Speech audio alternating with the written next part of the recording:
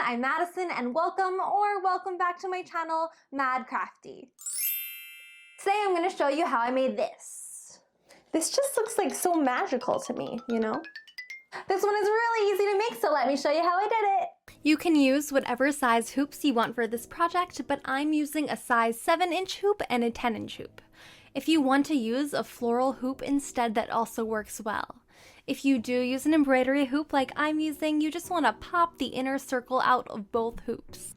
Now I'm using this chain to hang the hoops. I'm going to be using my jewelry pliers and large jump rings.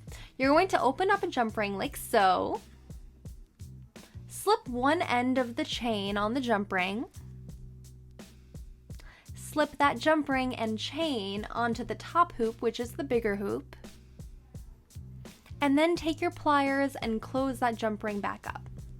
Once you've done one end, decide how long you want your chain to hang, and then repeat the same step on the other side.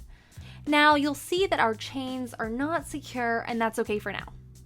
Now, the reason I prefer using chains to string or rope is because it is so easy to measure. You just count the chains. Here I have 4 chains, all the exact same size.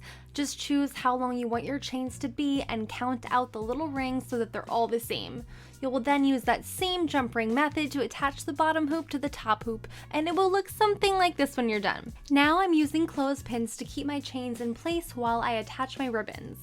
Michael sells these great random ribbon packs for $2.50 a piece, and I love to pick up a bunch of them when Michael's has one of their 30% off all full price items coupons. You're gonna need quite a few packs of these because I needed 5. And now for the fun part, here is how you attach the ribbon to the hoop, but I'm gonna show you on a pen. So you're gonna take a piece of ribbon, you are going to fold it in half, hold the ribbon behind or in front of your hoop, and pull that loop over, and then simply pull both ends through and tighten it up real well.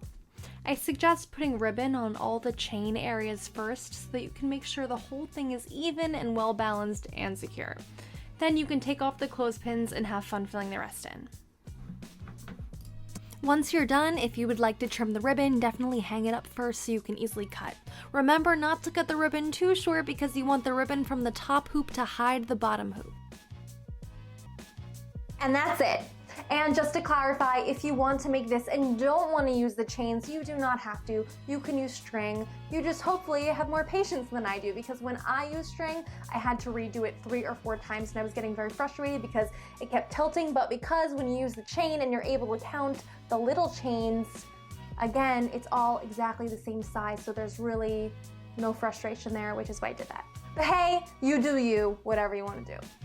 And also, if you want to make this with 5 hoops or little hoops, or I don't know, even a hula hoop, any ring will work. And one more thing before I go, when you are trimming or snipping ribbons off, never throw your scraps away. You can do tons of things with ribbon scraps. Maybe I'll make a video on it, but just put them in a pile, put them in a bag or a box, save them for another day. Because scraps of any sort of material are amazing, I'm telling you.